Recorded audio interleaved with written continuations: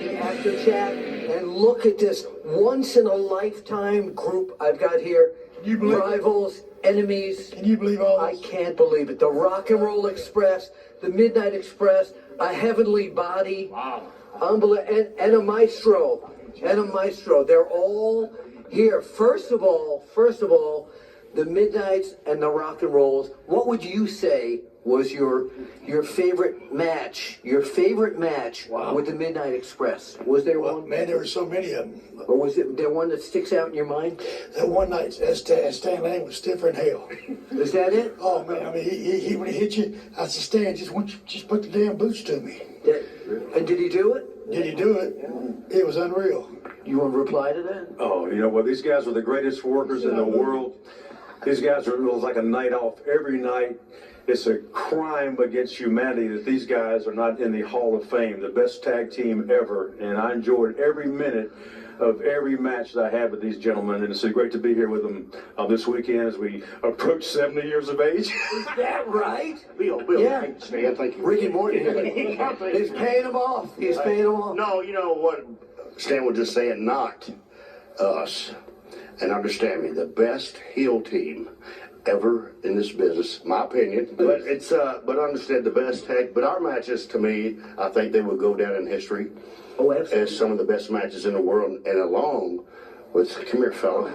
Okay. Yeah, man. What you got? The Heavenly Body, Tom Pritchard. I'm getting Oh, paid. go ahead. How much you getting paid? How much you pay Stan? I gotta pull you over. Oh, my I gotta put you goodness. over. You sharing the money here? But Hold on, I got about $20 for Ricky But too. tell us about your matches against all these guys. Again, like Robert said, there were some. Hold on a sec. Stro, hold it down, please. We're trying to have we're talking, please. Probably too. Go right ahead, really.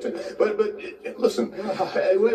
No, None of that see what I'm here. saying? All right, Look, just hold it down. Hold it down. Just because. Real. Okay, well, no. Anyway. There were so many great matches with the Rock and Roll Express, and I have to agree with Stan. It is a crime against humanity that these two guys aren't in the Hall of Fame. Or in the Rock and Roll Hall of Fame. Rock and Roll Hall of Fame. But I mean, no matter what wrestling Hall of Fame it is, the Rock and Roll Express and the Midnight Express changed wrestling, not just for tag team wrestling, but the dynamics of what it was. Went from a big man sport to action packed, and these guys really broke the mold, if you will. And it is a shame that they're not in yet. But I promise The you. Heavenly Bodies took it to a new level. Oh, did they? And I tell you, hey! Wow! I like that. No, but I'm going to make a prediction, Bill. It will Go ahead. Within the next 10 years, if not sooner, they're going to be in the Rock and Roll Fame. The Rock and Roll Wrestling, WWE, Hall of Fame. and the Midnight Express is their winner. And the Heavenly Bodies. So let's now go down and find out what everybody is up to these days. Sweet Stan Lane, what are you up to these days? What are you doing? Well, for the past 19 years, I've been broadcasting offshore powerboat racing for Superboat International, the big cigarette-style boats. Excuse me one second. We're talking. Will you please stop? Cut it out. Gee, go right ahead. I left the World Wrestling Federation. I think it's called World Wrestling Entertainment now, but left them in 1996, and about 2 months later, I was with Superboat International, and been with them ever since. It's a great job. I only work about 10 weekends a year, so I'm kind of semi-retired. The Gangster of Love finally got married when I was in my mid-50s. I found my soulmate, the lovely Maria, so I'm happy. She is. I saw her here at Masters of Ring Entertainment today. So the Gangster of Love settled down. I'm doing great. Watch this. Maria, come in for a second. Come on, look at this lovely lady. Come on, Maria. Well, he's got you.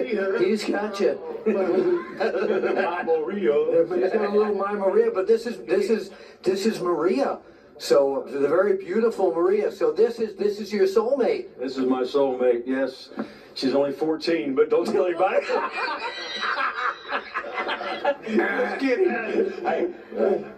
No, she's a beautiful lady. We've been married. We've been together about 12 years. We've been married about 7 years. So having a great time together, a great life. Thank you for being here with us. Ricky Morton, one half of the Rock and Roll Express. You asked us to go.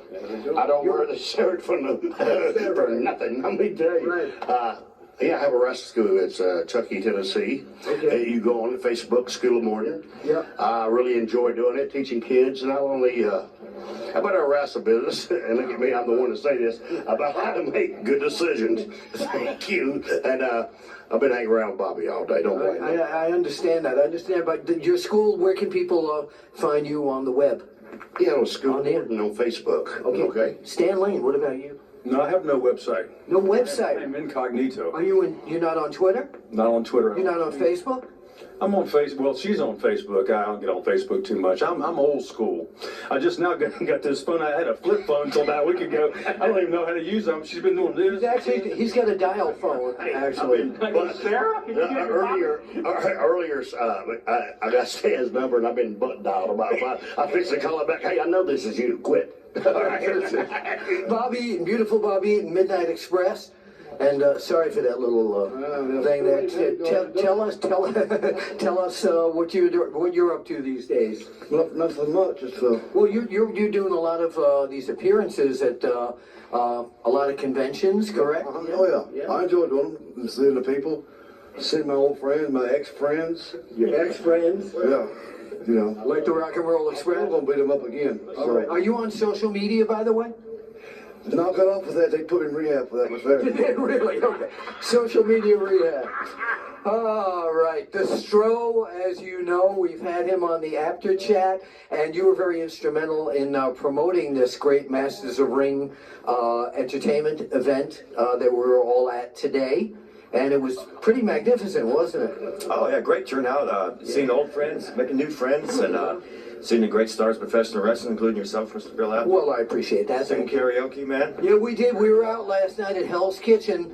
We were out entertaining. And Dr. Tom Pritchard, come on over here and tell everybody what you are doing these days. Bill, I'm doing a little bit of this, a little bit of that, a little seminars here, a little seminars there. I'm doing some conventions. Always had a chance to see people like yourself and Stroh, Robert, Ricky, Bobby, and Stan, of course. It's always a great pleasure because there's a lot of people still left from our generation who love to be around each other and love the passion of the business. So seminars and conventions for me, and it's always a pleasure. Wait a minute, he's late for the group interview. Late? They said 7 o'clock. Just, you know, It's 7 o'clock. It's 6:58. you're late for the group interview. We just did an entire. I don't do those type of videos anymore.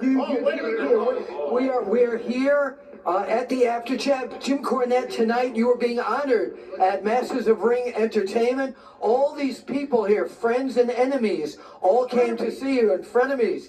Yes. I'm in Wilmington, and I'm on time at 6:58. Bill, after they told me 7 o'clock. They did. They did. So I'm on time. So disregard the previous take. They did a take without me. We did. So we had everybody. Ricky Morton, come here.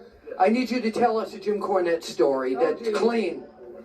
That's clean. It's got to be clean. It's not important about telling the story because when you ask me this and you catch me off guard, there's so many different things. Yes. But to understand, like I was saying earlier, That's the problem. the thing that I was saying earlier is the Rock and Roll Express and the Midnight Express with Jimmy Cornette, in my opinion, the best matches ever in our business that will go down in history that people will watch forever. And I feel like a stooge. But to tell him that he's the best manager, the best talker that's ever in our business. They will be go down in history, and they'll be the most watched matches ever. That's easy for you to say. That's easy for me to say, except for the Midnight Express and the Mulkey Brothers. You have to. That's right. Those are great They will matches. never match. Well, you were great, Ricky, but you will never match The Mulkey Brothers. the Mulkey Brothers. What about the Thunder Feet? You know, we never did. Did we ever solve that? Was it Thunderfoots or Thunderfeet? Did we ever solve? Stro, did we ever solve that? Thunderfoots or Thunderfeet? Come here. Hey, the gate. Come here. Thunderfoots. Sweet Stan Lane, yeah. What is it? Well, a Jim Cornette story. Oh my God! There are so many of them. Let me tell you. Well, you said this is a G-rated show. Well, all the Jim Cornette shows, stories are all like at least R-rated. Many of them are XXX, but Is that right? Now, wait, coming from you. Where and when did you first meet him? I met Jimmy in Memphis territory. He was taking pictures, photographs of the wrestlers, and did a great job, by the way. He was just a young kid. He was just not like he is now. He was real quiet, soft-spoken. He never snapped on people at Wendy's, and he never slapped anybody. He was just a real nice kid. He took pictures, but he took pictures of the fabulous ones, me and Steve Kern, and at the time they were great. We sold a lot of them, made a lot of money.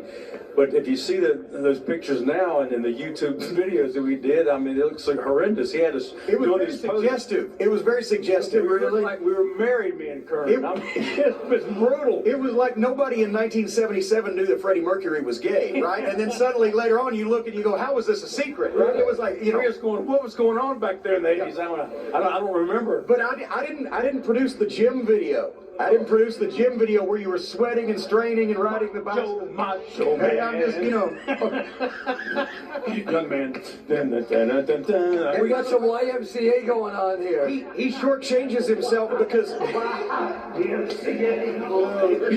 shortchanges himself because he made a lot of money. He made a lot of money on pictures because we sold thousands of pictures of him in little speedos and towels with the thing open. And, Yeah, I know we ran some of those in the magazines, actually.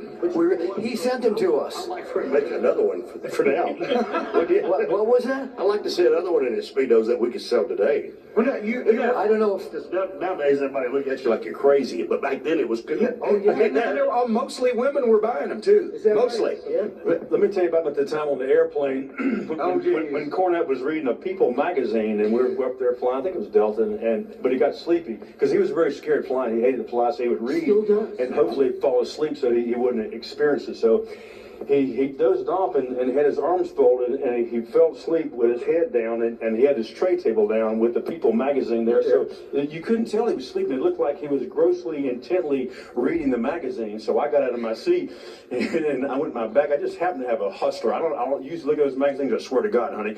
And I got my.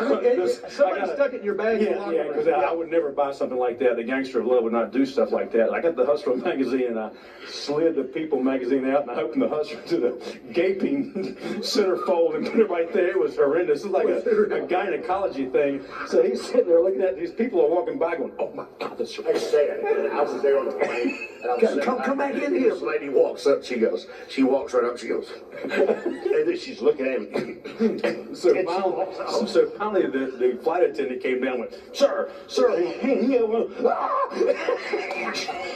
and he Only on the after chat will you hear this. immediately knew that I'd done it, so he turned around and looked at me and I was like, Yeah.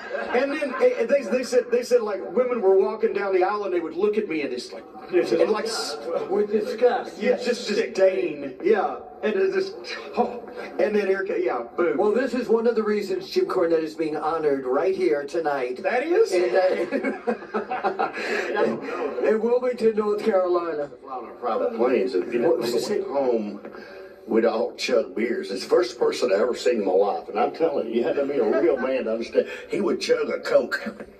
Do you understand what I'm talking about? You remember you get the opener? We used to do this. One of the boys, Where you pop it with the side of it with the opener, and then you stick it here, and you pop the top. shotgun it. Yeah, you shotgun a beer. The way we used to do that after something matches, having a good time. He did it with Coke? Yeah, brother, but damn, you know, I'm a king. That's what I meant. Yeah, well, No. He's out of here. We're out of here. Jim Cornette, Masters of Ring Entertainment. Thank you. Rap, yo.